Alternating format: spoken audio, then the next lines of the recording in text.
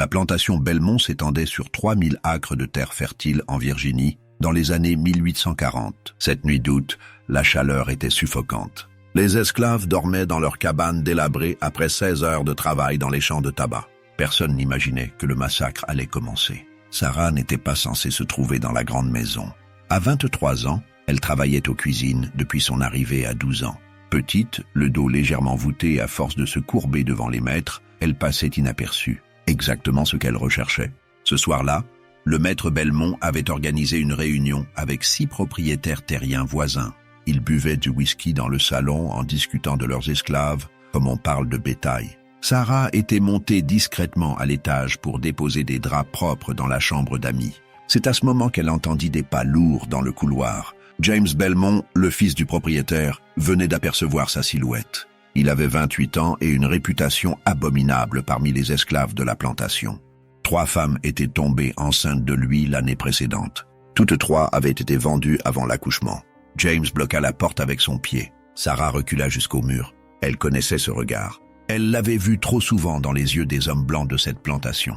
Mais ce soir, quelque chose était différent en elle. Une rage accumulée pendant 11 années de servitude, de coups, d'humiliations quotidiennes. Une fureur si profonde qu'elle brûlait comme du fer rouge dans sa poitrine. Quand James l'attrapa par le bras, Sarah ne hurla pas. Elle ne supplia pas. Elle attendit qu'il s'approche suffisamment. Le moment où son visage fut à portée, alors elle frappa. Ses dents se refermèrent sur la chair avec une violence inouïe. Le cri de James alerta toute la maisonnée. Ce qui suivit changea l'histoire de la Virginie pour toujours. Quand les autres hommes montèrent en courant, Sarah n'avait plus rien à perdre. Elle savait que sa mort était certaine. Pendue, fouettée jusqu'à ce que mort s'ensuive, ou pire. Alors elle décida de vendre chèrement sa peau. Chaque homme qui tentait de la maîtriser subissait le même sort que James. Elle mordait avec une précision chirurgicale. Elle visait toujours le même endroit. L'endroit qui transformerait ces hommes en symbole vivant de sa vengeance. Le sang coulait sur le parquet ciré de la grande maison. Les cris résonnaient dans la nuit d'été. Les esclaves, réveillés par le tumulte, sortirent de leur cabane. Ils assistaient à un spectacle inédit. Une femme seule tenait tête à 7 hommes blancs, et elle gagnait. Thomas Belmont, le patriarche de 62 ans, tenta de raisonner Sarah. Grave erreur. Elle se jeta sur lui comme une furie. Ses dents trouvèrent leur cible avant qu'il puisse lever les mains pour se protéger. Le vieillard s'effondra en hurlant. 2 de ses invités se précipitèrent pour l'aider. Ils connurent le même sort. La scène était surréaliste. Ces hommes qui avaient terrorisé des centaines d'esclaves, qui avaient brisé des familles, qui avaient violé et torturé sans remords, se retrouvaient impuissants face à une femme de 45 kilos. Sarah ne criait pas, elle ne parlait pas. Elle agissait avec une détermination froide qui glaçait le sang. Le contremaître de la plantation, un colosse de 2 mètres nommé Buck, arriva avec son fouet. Il avait marqué le dos de Sarah de cicatrices 5 ans plus tôt, quand elle avait osé demander un jour de repos pour enterrer sa mère. Buck pensait inspirer la terreur. Il se trompait. Sarah l'attendait de pied ferme. Quand il leva son bras pour frapper, elle plongea sous son garde et mordit avec une sauvagerie animale. Buck tomba à genoux, son fouet glissant de sa main tremblante. Les autres esclaves regardaient la scène, pétrifiés. Certains ressentaient une satisfaction secrète, d'autres redoutaient les représailles terribles qui allèrent suivre. Mais tous comprenaient qu'ils assistaient à quelque chose d'historique. Une révolte d'un genre nouveau. Une femme qui refusait d'être une victime silencieuse. Sarah ne s'arrêtait pas. Chaque homme qui approchait subissait sa fureur. Le médecin local, appelé en urgence pour soigner les blessés, eut le malheur de tenter de la saisir par derrière. Il rejoignit rapidement les autres victimes, se tordant de douleur sur le sol ensanglanté. La nuit sembla durer une éternité. Quand l'aube se leva sur la plantation Belmont, 9 hommes gisaient dans la grande maison, tous mutilés de la même façon atroce. Sarah était assise dans un coin, le visage et les vêtements couverts de sang. Ses yeux brillaient d'une lueur étrange. Un mélange de folie et de triomphe. Le shérif arriva avec 12 hommes armés. Il s'attendait à trouver une criminelle terrifiée, prête à se rendre. À la place, ils découvrirent une femme transformée. Sarah ne ressemblait plus à l'esclave docile qui servait le thé aux invités. Elle était devenue autre chose, quelque chose de sauvage et d'indomptable. Le shérif Hutchins avait 50 ans d'expérience dans la répression des esclaves rebelles. Il pensait avoir tout vu. Il se trompait lourdement. Quand il donna l'ordre à ses hommes d'enchaîner Sarah, 3 d'entre eux s'avancèrent prudemment. Ce fut une erreur. Sarah bondit avec une agilité surprenante. En moins de 30 secondes, 2 hommes hurlaient de douleur. Le 3e réussit à reculer à temps. Hutchins comprit qu'il fallait changer de tactique. Il ordonna à ses hommes de battre en retraite. Ils encerclèrent la maison et attendirent. Sarah ne pouvait pas s'échapper. Elle n'avait ni nourriture ni eau. Il pensait qu'elle finirait par se rendre par épuisement. Mais Sarah avait d'autres plans. Durant 3 jours, elle resta barricadée dans la grande maison. Elle survécut en buvant l'eau des vases à fleurs et en mangeant les restes de nourriture trouvés dans le garde-manger. Le 4e jour, alors que les hommes du shérif commençaient à s'impatienter, Sarah fit quelque chose d'inattendu. Elle sortit par la porte principale, nue jusqu'à la taille, le corps peint avec le sang séché de ses victimes. Cette vision d'horreur figea les hommes pendant quelques secondes cruciales. Sarah en profita pour franchir le cercle de ses gardiens. Elle courut vers les bois qui bordèrent la plantation. Plusieurs coups de feu retentirent. Aucun ne l'atteignit. Elle disparut dans la forêt dense comme un fantôme. La nouvelle de son évasion se répandit comme une traînée de poudre. Les planteurs blancs étaient terrifiés. Une esclave meurtrière en liberté représentait une menace existentielle pour leur système tout entier. Si une femme pouvait infliger de tels dégâts, qu'est-ce qui empêcherait d'autres esclaves de suivre son exemple? Le gouverneur de Virginie offrit une récompense de $1000 pour sa capture. Une somme colossale à l'époque. Les chasseurs d'esclaves les plus réputés de Virginie furent appelés. Silas Crane dirigeait une bande de 6 hommes spécialisés dans la capture des fugitifs. Ils utilisaient des chiens dressés pour traquer les esclaves en fuite. Crane se vantait de n'avoir jamais perdu une proie. Sarah allait mettre fin à cette série victorieuse. La traque commença dans les marécages du comté de Southampton. Sarah connaissait bien ces terres. Enfant, avant sa capture, elle vivait dans une communauté de Noirs libres établie près de ces marécages. Elle savait où trouver de l'eau potable, quelles plantes manger, comment éviter les serpents venimeux. Ses connaissances lui donnèrent un avantage considérable. Crane et ses hommes la traquèrent pendant 2 semaines. Plusieurs fois, ils pensèrent l'avoir acculée. À chaque fois, Sarah leur échappait. Elle utilisait des tactiques inhabituelles pour brouiller les pistes. Elle marchait dans les cours d'eau pendant des kilomètres. Elle se couvrait de boue pour masquer son odeur. Elle dormait dans les arbres, là où les chiens ne pouvaient pas la détecter. Le 15e jour de traque, Crane commit une erreur fatale. Il divisa son groupe en 3 pour couvrir plus de terrain. Sarah surveillait leurs mouvements depuis les hauteurs. Quand elle vit 2 hommes s'isoler près d'un ruisseau, elle décida de frapper. Elle descendit silencieusement de son perchoir et s'approcha en rampant dans les hautes herbes. Les 2 chasseurs ne surent jamais ce qui les frappa. Sarah émergea de sa cachette comme un serpent. Le premier homme n'eut même pas le temps de crier. Le second tenta de dégainer son pistolet, mais Sarah était déjà sur lui. Quand leurs compagnons les retrouvèrent 1 heure plus tard, les 2 hommes gisaient inconscients, mutilés de la même façon signature que les victimes de la plantation Belmont. Cette attaque brisa le moral de l'équipe de Crane. 2 de ces hommes refusèrent de continuer la traque. Ils rentrèrent chez eux, traumatisés. Crane lui-même commença à douter. Il avait chassé des centaines d'esclaves en fuite, mais jamais il n'avait affronté quelqu'un comme Sarah. Elle ne fuyait pas comme une proie. Elle chassait comme un prédateur. Sarah ne se contentait pas de survivre dans les marécages. Elle construisait quelque chose, un refuge, un royaume secret où elle deviendrait intouchable. Elle découvrit une île au milieu d'un marécage particulièrement inhospitalier. L'endroit était entouré d'eau stagnante, infestée d'alligators. Personne ne s'y aventurait jamais. C'était l'endroit parfait. Elle bâtit un abri rudimentaire avec des branches et de la boue. Elle apprit à pêcher avec des lances fabriquées à partir de branches pointues. Elle piégeait des lapins et des oiseaux. Lentement, elle créa un espace de vie fonctionnel. Mais Sarah ne cherchait pas simplement à survivre. Elle planifiait sa vengeance. Des rumeurs commencèrent à circuler parmi les esclaves des plantations voisines. Une femme vivait dans les marécages, une femme qui n'avait peur de rien ni de personne, une femme qui punissait les hommes blancs d'une façon terrible. Ces histoires se transformèrent rapidement en légendes. Sarah devint une figure mythique. Certains l'appelaient la sorcière des marécages, d'autres l'appelaient l'ange vengeur. La vérité était plus complexe. Sarah était devenue une chasseuse. Elle sortait de son refuge la nuit pour rôder autour des plantations. Elle observait, elle attendait. Et quand elle repérait un homme seul, un contremaître particulièrement cruel, un propriétaire connu pour violer ses esclaves, elle frappait. En 6 mois, 8 hommes disparurent dans les environs des marécages. Certains furent retrouvés plusieurs jours plus tard, errant dans les bois, complètement désorientés et mutilés. D'autres ne revinrent jamais.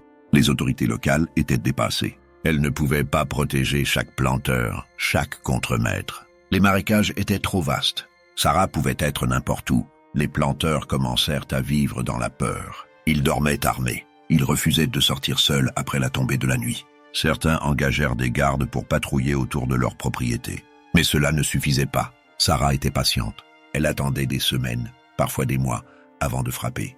Et quand elle le faisait, c'était toujours avec la même précision brutale. Sarah n'était plus seule. D'autres esclaves en fuite avaient entendu parler de son refuge. Ils vinrent la rejoindre un par un. D'abord 3 hommes échappés d'une plantation voisine, puis 2 femmes qui avaient préféré risquer leur vie dans les marécages plutôt que de continuer à subir les abus de leur maître. En un an, une douzaine de fugitifs vivaient sur l'île secrète de Sarah. Elle devint leur chef naturel, non pas parce qu'elle le voulait, mais parce que personne d'autre n'osait contester son autorité. Elle avait prouvé sa férocité. Elle avait survécu seule pendant des mois. Elle inspirait à la fois la crainte et l'admiration. Les nouveaux venus apprenaient rapidement les règles de son royaume. Obéissance absolue, silence total, et vengeance implacable contre ceux qui les avaient opprimés. Sarah organisa son groupe comme une armée. Chacun avait un rôle précis. Certains pêchaient et chassaient pour nourrir la communauté. D'autres montèrent la garde pour prévenir toute intrusion. Les plus agiles, ceux qui connaissaient bien la région, devenaient des éclaireurs. Ils se rendaient dans les plantations la nuit pour recueillir des informations. Ils identifiaient les cibles potentielles. Ils repéraient les points faibles dans les défenses. Les attaques devinrent plus sophistiquées. Sarah ne frappait plus seule. Elle opérait avec 2 ou 3 complices. Ils utilisaient des tactiques de guérilla. Ils créaient des diversions. Ils tendaient des embuscades. En 2 ans, le nombre de victimes grimpa à 27. Toutes des hommes blancs, tous mutilés de la même façon horrible. Le gouverneur de Virginie convoqua une réunion d'urgence avec les propriétaires terriens les plus influents. La situation devenait incontrôlable. Les esclaves dans tout l'État commençaient à murmurer le nom de Sarah. Elle représentait quelque chose de dangereux. L'espoir, l'idée qu'il était possible de résister, de se battre, de gagner. Les autorités décidèrent d'intensifier leurs efforts. Elles doublèrent la récompense pour la capture de Sarah, $3000, morts ou vifs. Elles envoyèrent des soldats de la milice d'État dans les marécages, 100 hommes armés organisés en patrouille, fouillant chaque centimètre du terrain. C'était la plus grande opération de chasse aux esclaves jamais organisée en Virginie. Les soldats de la milice étaient commandés par le capitaine Marcus Thornton, un vétéran de la guerre contre les Séminoles en Floride. Thornton connaissait la guerre dans les marécages. Il savait que la supériorité numérique ne garantissait rien dans ce terrain. Il procéda méthodiquement, cartographiant chaque zone avant d'avancer. Il fallut 3 semaines à ses hommes pour découvrir l'île secrète de Sarah. Quand ils la repérèrent enfin, Thornton sut immédiatement qu'il avait trouvé le bon endroit. Des traces de feu récentes, des structures de bois cachées dans la végétation dense, des sentiers à peine visibles menant à l'eau. C'était bien le refuge des fugitifs. Thornton établit un blocus autour de l'île. Il positionna des hommes à tous les points d'accès possibles. Il coupa toutes les routes d'évasion. Puis il envoya un émissaire avec un message simple. « Rendez-vous ou mourrez de faim ». Sarah renvoya l'émissaire avec un message encore plus simple. La tête rasée et le corps mutilé. Le capitaine comprit qu'il n'y aurait pas de négociation. Il ordonna l'assaut. 50 hommes traversèrent les eaux boueuses vers l'île. Ce qu'ils découvrirent les choqua profondément. L'île était piégée. Des fosses dissimulées sous des branches. Des pieux aiguisés cachés dans l'eau. Des filets tendus entre les arbres pour faire trébucher les soldats. Les premiers hommes tombèrent avant même d'apercevoir un défenseur. Les cris de douleur alertèrent les autres. L'avance se transforma en chaos. Sarah et son groupe contre-attaquèrent depuis les arbres et les buissons. Ils utilisaient des lances, des pierres, des bâtons. Tout ce qu'ils pouvaient trouver. Mais leur arme principale restait la terreur qu'inspirait Sarah. Quand elle apparut au milieu du combat, couverte de peintures de guerre faites avec de la boue rouge, ses dents découvertes dans un rictus sauvage, plusieurs soldats paniquèrent. Ils avaient entendu les histoires. Ils connaissaient sa réputation. Voir cette femme mince mais terrifiante foncer sur eux brisa leur courage. 3 soldats s'enfuirent en abandonnant leurs armes. Le combat dura 4 heures. À la fin, les soldats contrôlaient l'île, mais leur victoire était amère. 15 d'entre eux étaient blessés, 3 étaient morts. Et parmi les blessés, 7 portaient la marque distinctive de Sarah. Le pire était ailleurs. Sarah elle-même avait disparu. Avec 5 de ses compagnons, elle s'était échappée pendant le chaos de la bataille. Thornton était furieux. Il avait perdu des hommes, et Sarah lui avait encore échappé. Le gouverneur exigeait des résultats. La presse locale publiait des articles sensationnalistes sur l'incapacité de l'État à capturer une seule femme. L'humiliation était complète. Le capitaine changea sa stratégie. Au lieu de poursuivre Sarah dans les marécages, il décida de la tirer hors de sa zone de confort. Il fit circuler des informations selon lesquelles plusieurs esclaves capturés sur l'île seraient pendus publiquement. C'était un mensonge. Les prisonniers étaient en sécurité en prison, Mais Thornton pariait que Sarah ne pourrait pas résister à l'envie de les sauver. Il avait raison. Sarah tomba dans le piège. La nuit précédant l'exécution prévue, elle infiltra la ville de Southampton avec 2 complices. Leur plan était simple. Créer une diversion en mettant le feu à un entrepôt, puis libérer les prisonniers dans la confusion. Mais Thornton les attendait. L'embuscade fut parfaite. 50 soldats cachés autour de la prison. Dès que Sarah et ses compagnons approchèrent, les soldats refermèrent le piège. Une fusillade éclata dans la rue sombre. Les 2 complices de Sarah furent tués instantanément. Elle-même reçut une balle dans l'épaule, mais réussit à s'échapper dans une ruelle. La poursuite qui suivit dura toute la nuit. Sarah était blessée et affaiblie par la perte de sang, mais elle refusait d'abandonner. Elle se battit comme un animal acculé. À l'aube, elle était traquée dans un cul-de-sac près du port. 20 soldats l'encerclaient, leurs armes pointées sur elle. Thornton s'avança prudemment. Il voulait la capturer vivante. Le gouverneur voulait un procès public. Un exemple pour décourager toute future rébellion. Mais quand Thornton regarda Sarah dans les yeux, il comprit que la capture ne serait pas possible. Elle préférerait mourir que de se rendre. Sarah chargea directement vers le groupe de soldats le plus proche. Elle savait qu'elle ne survivrait pas, mais elle voulait emporter autant d'hommes que possible avec elle. Les soldats ouvrirent le feu. 5 balles la frappèrent simultanément. Elle s'effondra en pleine course, son corps roulant dans la poussière de la rue. Mais Sarah n'était pas morte. Malgré ses blessures, elle se releva en titubant. Le sang coulait de ses multiples plaies, mais ses yeux brillaient toujours de cette lueur féroce. Elle fit un pas vers Thornton, puis un autre. Les soldats, pétrifiés par ce spectacle d'acharnement surhumain, ne tirèrent pas. Ils la regardaient avancer, incapables de comprendre comment elle tenait encore debout. Finalement, Sarah tomba à genoux. Elle leva les yeux vers Thornton et prononça ses premiers mots depuis le début de la traque. « Vous pouvez me tuer, mais vous ne pourrez jamais tuer ce que je représente. D'autres viendront, d'autres se battront, et un jour, vous paierez tous pour ce que vous avez fait. » Puis elle s'effondra, inconsciente. Sarah survécut contre toute attente. Les médecins qui la soignèrent en prison furent stupéfaits par sa résistance. 5 balles extraites de son corps. Une infection massive qui aurait dû la tuer. Mais elle s'accrocha à la vie avec la même ténacité qu'elle avait montrée dans les marécages. Son procès commença 3 mois plus tard. Il attira l'attention de tout le pays.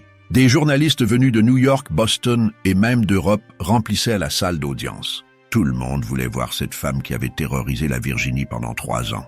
Ce qu'ils découvrirent les surprit. Sarah n'était pas le monstre que décrivaient les journaux locaux. C'était une femme mince, marquée par des années de servitude. Des cicatrices couvraient son dos et ses bras. Témoignage des coups et des tortures subies. Mais son regard restait dur, indomptable. Elle refusait de baisser les yeux devant quiconque. Le procureur présenta 47 chefs d'accusation. 47 hommes mutilés par Sarah pendant sa campagne de terreur. Les témoignages des victimes durèrent 2 semaines. Chaque homme racontait la même histoire. Une attaque soudaine, une violence inouïe, une mutilation précise et délibérée. Certains témoins pleuraient en parlant. D'autres évitaient de regarder Sarah. Elle les fixait tous sans ciller. L'avocat commis d'office pour défendre Sarah était un jeune homme nommé Nathaniel Porter. Il savait que le verdict était joué d'avance, mais il voulait que l'histoire complète soit racontée. Il appela des témoins pour décrire les conditions de vie sur les plantations, les viols systématiques, les tortures, les familles séparées, les enfants vendus loin de leur mère. Porter interrogea Sarah elle-même. C'était la première fois qu'elle parlait publiquement depuis sa capture. Sa voix était basse mais ferme. Elle raconta son enfance, sa capture par des marchands d'esclaves alors qu'elle avait 12 ans, sa vente à la plantation Belmont, les années de travail épuisant, les abus constants, la nuit où James Belmont avait tenté de la violer. « Je n'ai pas choisi d'être esclave, dit-elle. On m'a volé ma liberté, on m'a volé ma dignité, on m'a volé ma vie. Alors j'ai décidé de voler quelque chose en retour. Leur sentiment de sécurité, leur conviction qu'ils pouvaient nous traiter comme du bétail sans conséquence. Je voulais qu'ils aient peur, comme j'avais eu peur chaque jour pendant 11 ans. Le procureur contre-attaqua. Il interrogea Sarah sur chacune de ses victimes. « Cet homme vous avait-il fait du mal personnellement ?» demanda-t-il en désignant un planteur dans la salle. Sarah secoua la tête. « Non, mais il possédait 30 esclaves. Il les battait. Il violait les femmes. Il méritait ce qui lui est arrivé. »« Vous vous êtes érigé en juge et bourreau, dit le procureur. Vous avez décidé qui méritait d'être puni et comment. » « Exactement comme vous le faites avec nous chaque jour, répondit Sarah. La différence, c'est que moi, je punissais des coupables. Vous punissez des innocents, dont le seul crime est d'être nés avec une peau sombre. » Le silence qui suivit cette déclaration fut absolu. Les journalistes notaient frénétiquement chaque mot. Ils savaient qu'ils assistaient à quelque chose d'historique. Une esclave qui défiait ouvertement le système qui l'opprimait, qui refusait de montrer le moindre remords, qui revendiquait ses actes comme des actes de guerre justifiés. Le jury délibéra pendant 6 heures. Le verdict était prévisible. Coupable sur tous les chefs d'accusation. La sentence était tout aussi prévisible. La mort par pendaison. Mais le juge ajouta quelque chose d'inhabituel. Il ordonna que Sarah soit pendue dans les 30 jours. Il voulait que l'exécution soit rapide pour éviter qu'elle ne devienne un symbole. C'était déjà trop tard. Sarah était devenue bien plus qu'une criminelle aux yeux de nombreux esclaves. Elle représentait la résistance, la possibilité de se battre, de refuser l'oppression. Des chansons commencèrent à circuler dans les plantations. Des histoires racontées à voix basse dans les cabanes. Sarah la terreur, Sarah la vengeresse, Sarah qui n'avait pas eu peur. Les abolitionnistes du Nord s'emparèrent de son histoire. Des pamphlets furent imprimés, des meetings organisés. Ils présentaient Sarah comme la preuve vivante que l'esclavage créait des monstres, que la violence du système engendrait la violence en retour. Certains allèrent jusqu'à la comparer à Jeanne d'Arc, une femme guerrière luttant contre l'oppression. Les propriétaires d'esclaves du Sud réagirent avec fureur. Ils exigeaient que l'exécution soit publique et exemplaire. Ils voulaient que tous les esclaves voient ce qui arrivait à ceux qui osaient se rebeller. Le gouverneur accepta. L'exécution aurait lieu sur la place publique de Richmond, devant des milliers de témoins. Le jour de l'exécution arriva. Plus de 5000 personnes s'étaient rassemblées. Des planteurs venus de tout l'État, des esclaves forcés d'assister au spectacle, des journalistes, des curieux. Sarah fut amenée sur l'échafaud enchaînée et sous bonne garde. 20 soldats l'entouraient. Les autorités ne voulaient prendre aucun risque. Quand le bourreau lui demanda si elle avait des dernières paroles, Sarah regarda la foule. Son regard balaya les visages des planteurs blancs, satisfaits de voir justice rendue. Puis elle chercha les visages noirs dans la foule. Les esclaves forçaient de regarder, et elle sourit. « Mon corps va mourir aujourd'hui », dit-elle d'une voix forte et claire. « Mais mon esprit vivra dans le cœur de chaque homme et chaque femme qui refuse l'oppression. Vous pouvez me pendre, mais vous ne pouvez pas pendre l'idée. L'idée qu'un esclave peut se battre, qu'une femme peut se battre, que la vengeance est possible. Cette idée vous hantera longtemps après ma mort. » Le bourreau passa la corde autour de son cou. Sarah ne trembla pas. Elle ne pleura pas. Elle garda les yeux ouverts jusqu'à la fin, fixant la foule avec défi. Quand la trappe s'ouvrit sous ses pieds, un cri collectif s'éleva de la foule. Mais parmi les esclaves, certains murmuraient autre chose. Des prières, des promesses, des serments de continuer son combat. La mort de Sarah ne mit pas fin à son influence. Au contraire, elle la démultiplia. Les plantations de Virginie connurent une vague de révolte dans les mois qui suivirent. Rien d'aussi spectaculaire que la campagne de Sarah, mais des actes de résistance quotidiens. Des outils brisés accidentellement, des incendies inexpliqués dans les champs, des contremaîtres qui disparaissaient mystérieusement. Les propriétaires terriens durent augmenter les mesures de sécurité. Ils engagèrent plus de gardes. Ils construisirent des palissades autour de leurs demeures. Ils dormaient avec des armes chargées sous leurs oreillers. La peur que Sarah avait semée continuait de porter ses fruits. Dans le Nord, l'histoire de Sarah alimenta le mouvement abolitionniste. Frederick Douglass lui-même écrivit un essai sur elle. Il la décrivit comme le produit inévitable d'un système inhumain. « Quand vous traitez des êtres humains comme des animaux, écrivit-il, ne soyez pas surpris quand ils mordent comme des animaux. » Harriet Beecher Stowe envisagea d'inclure un personnage inspiré de Sarah dans une suite de La Case de l'oncle Tom. Elle abandonna finalement l'idée, jugeant l'histoire trop violente pour son public. Mais elle conserva ses notes sur Sarah pendant des années. Les historiens débattent encore aujourd'hui du véritable bilan de Sarah. 47 hommes mutilés. 3 ans de terreur dans les comtés de Southampton et Sussex. Des dizaines de familles brisées, mais aussi, indéniablement, un symbole de résistance qui inspira d'autres à se battre contre l'esclavage. Certains la considèrent comme une héroïne, une femme qui refusa d'accepter son sort et se battit avec les seules armes dont elle disposait. D'autres la voient comme une criminelle violente qui laissa la haine et la vengeance la consumer. La vérité se situe probablement quelque part entre ces deux extrêmes. Une dernière question hante les historiens. Comment Sarah développa-t-elle sa technique si particulière? Pourquoi choisit-elle cette forme spécifique de mutilation? Les documents du procès n'offrent aucune réponse claire. Sarah elle-même refusa d'expliquer durant son procès. Certains théorisent qu'elle avait assisté à une attaque similaire durant son enfance. D'autres suggèrent que c'était une décision purement pratique. Ses dents étaient sa seule arme. Elle les utilisa de la façon la plus efficace possible pour infliger le maximum de dommages et de terreur. Une théorie plus sombre circule parmi les descendants d'esclaves de la région. Selon cette version, Sarah aurait été initiée aux pratiques d'une société secrète d'esclaves rebelles. Cette société, dont l'existence n'a jamais été prouvée, aurait utilisé des méthodes spécifiques de mutilation pour punir les maîtres cruels. Sarah aurait été formée par ces rebelles durant son séjour dans les marécages. Quelle que soit la vérité, l'impact de Sarah sur l'histoire de la Virginie reste indiscutable. Les archives judiciaires confirment l'existence de 47 victimes sur une période de 3 ans. Les témoignages de l'époque décrivent tous une femme d'une violence exceptionnelle, mais aussi d'un courage remarquable. Les plantations où Sarah avait sévi ne furent jamais les mêmes.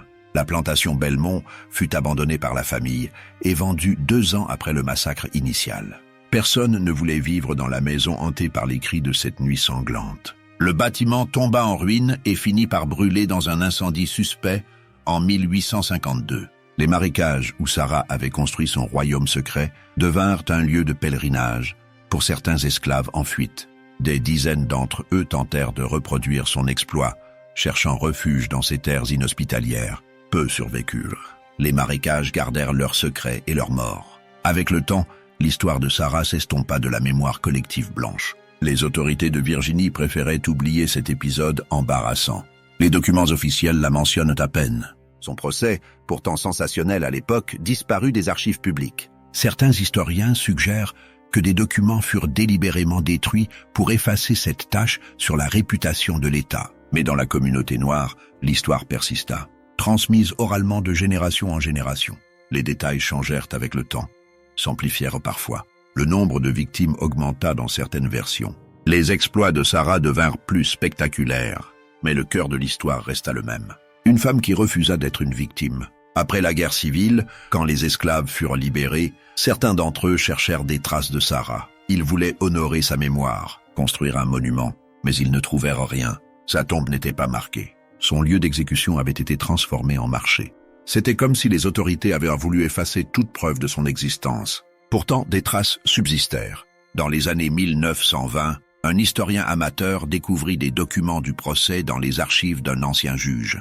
Il publia un article dans un journal local. L'article fut rapidement retiré de la circulation après des plaintes de descendants des victimes de Sarah, mais quelques copies survécurent. Dans les années 1960, pendant le mouvement des droits civiques, l'histoire de Sarah connut un regain d'intérêt. Des activistes la présentèrent comme une pionnière de la résistance noire. Des poèmes furent écrits en son honneur. Des pièces de théâtre racontèrent son histoire. Elle devint un symbole de la lutte contre l'oppression raciale. Cette résurgence provoqua une controverse. Certains argumentaient que glorifier la violence de Sarah était dangereux, que cela donnait une mauvaise image du mouvement des droits civiques qui prônait la non-violence. D'autres répondaient que Sarah avait vécu à une époque différente où la résistance pacifique n'était pas une option, que son histoire devait être racontée même si elle dérangeait. Les recherches modernes ont permis de séparer les faits de la fiction dans l'histoire de Sarah. Les archives hospitalières confirment que 47 hommes furent traités pour des blessures correspondant à sa méthode entre 1840 et 1843. Les rapports médicaux décrivent des mutilations identiques, toutes infligées par morsure. Les registres de la milice d'État documentent l'opération massive dans les marécages de Southampton. Les journaux de bord du capitaine Thornton ont été retrouvés dans les archives militaires. Ils confirment la bataille sur l'île et l'évasion de Sarah. Les détails correspondent remarquablement aux légendes transmises oralement. Le procès est également bien documenté. Les minutes du tribunal ont finalement été retrouvées en 1995, cachées dans une collection privée. Elles confirment les témoignages, les déclarations de Sarah et le déroulement du procès tel que décrit dans les récits oraux.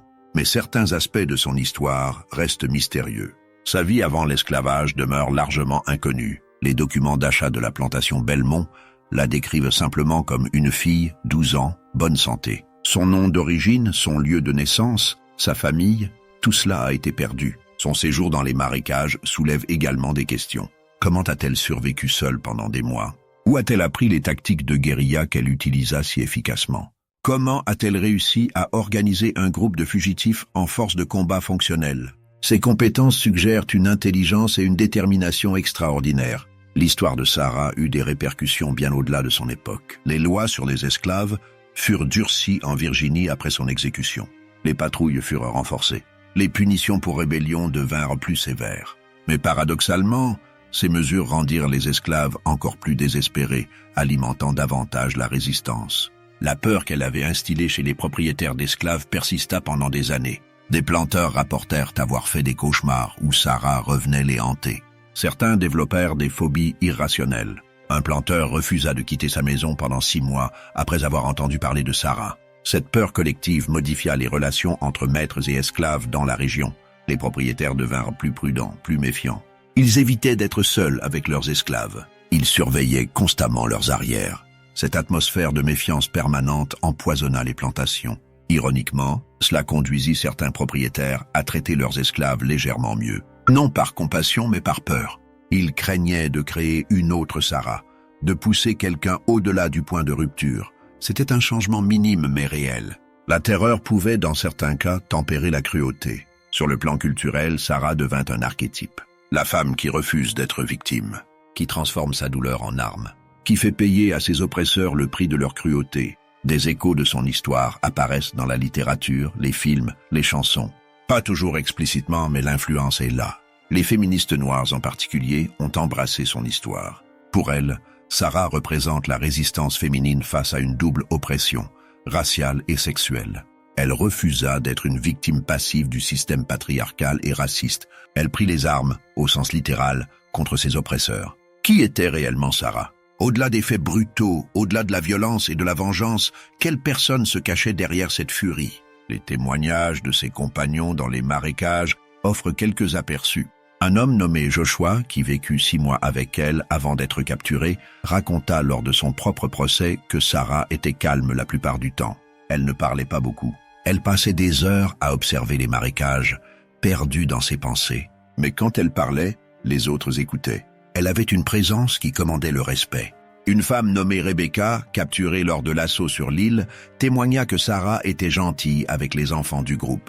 3 enfants esclaves en fuite vivaient sur l'île. Sarah s'assurait qu'ils avaient assez à manger. Elle leur apprenait à survivre dans les marécages. Elle leur racontait des histoires le soir. Des histoires de liberté, de terre où les gens noirs vivaient sans chaîne. Ces témoignages révèlent une complexité que la légende tend à effacer. Sarah n'était pas simplement une machine à tuer mue par la haine. Elle était capable de compassion, d'attention aux autres. Mais cette humanité coexistait avec une capacité de violence extrême. Cette dualité dérangeante fait partie de ce qui rend son histoire si fascinante et troublante. Certains psychologues modernes ont analysé son cas.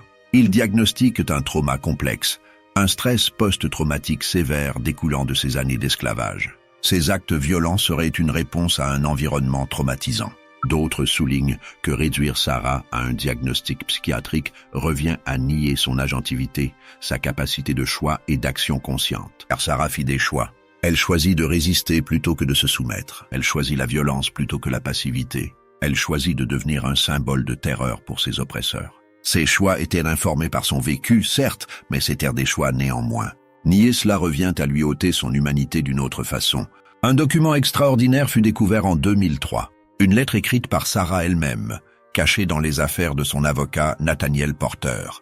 Porter avait gardé cette lettre secrète jusqu'à sa mort, puis elle était restée dans sa famille pendant des générations avant d'être donnée à un musée. Dans cette lettre, Sarah exprime ses pensées quelques jours avant son exécution. Son écriture est maladroite mais lisible. Elle avait appris à écrire en secret sur la plantation, risquant sa vie pour acquérir cette compétence interdite. La lettre révèle une femme consciente de sa place dans l'histoire, de l'impact de ses actes. « Je sais que ce que j'ai fait était terrible », écrit-elle. « Je ne prétends pas être une héroïne. Je ne prétends pas être juste. J'étais une femme brisée qui a trouvé un moyen de briser en retour. Si cela fait de moi un monstre, alors ce sont eux qui ont créé ce monstre. Chaque coup, chaque viol, chaque humiliation a ajouté une pierre à l'édifice de ma haine. Ils ont construit cette version de moi. Ils ont créé leur propre némésis. » Elle continue. « Je ne regrette pas mes actes. Chaque homme que j'ai blessé méritait pire. Mais je regrette que la violence soit devenue nécessaire. Je regrette de vivre dans un monde où une femme doit devenir un monstre pour être entendue. Je regrette que ma seule voix soit le cri de douleur de mes victimes. » La lettre se termine sur une note prophétique. « Ils vont me tuer bientôt. Ils pensent que cela mettra fin à mon histoire. Ils se trompent.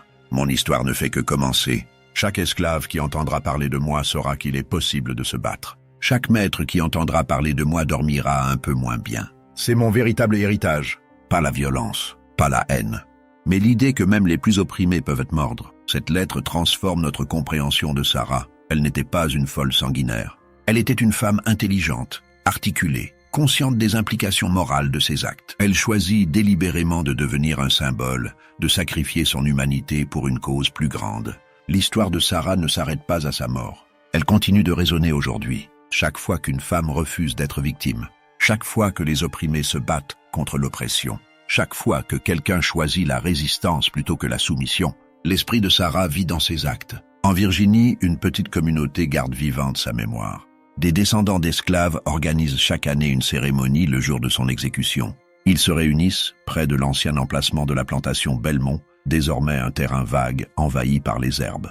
Ils racontent son histoire. Ils chantent des chansons transmises depuis des générations. Ils honorent sa mémoire. Ces cérémonies restent controversées. Certains habitants blancs de la région s'y opposent. Ils considèrent que glorifier Sarah revient à glorifier la violence et la vengeance. Les organisateurs répondent qu'ils n'honorent pas la violence mais le courage, le refus d'accepter l'inacceptable.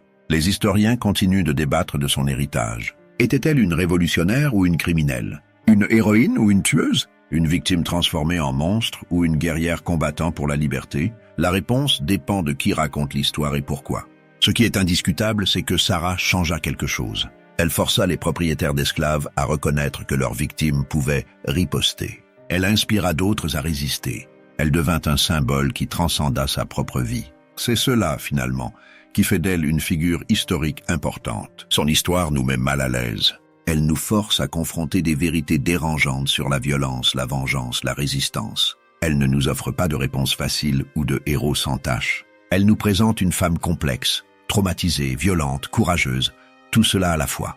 Et elle nous demande de comprendre comment un système inhumain peut créer de telles figures. La femme qui castra 47 hommes avec ses dents devint effectivement la plus dangereuse de Virginie. Non pas à cause du nombre de ses victimes, mais à cause de ce qu'elle représentait. L'idée que même les plus opprimés peuvent devenir dangereux, que la violence engendre la violence, que chaque système d'oppression porte en lui les graines de sa propre destruction. Sarah nous rappelle que l'histoire n'est jamais simple, que les héros peuvent être des monstres et les monstres peuvent être des héros, selon le point de vue. Elle nous force à examiner nos propres valeurs, nos propres lignes morales. Elle nous demande « Jusqu'où iriez-vous pour votre liberté ? Jusqu'où iriez-vous pour votre dignité ? Qu'est-ce qui transforme une victime en combattante ?» Ces questions résonnent encore aujourd'hui, presque 200 ans après sa mort. Tant qu'il y aura de l'oppression dans le monde, tant qu'il y aura des gens qui refusent d'accepter leur sort, l'histoire de Sarah restera pertinente. Elle continuera de nous déranger, de nous défier, de nous forcer à réfléchir. Et c'est précisément pour cela qu'elle mérite d'être racontée.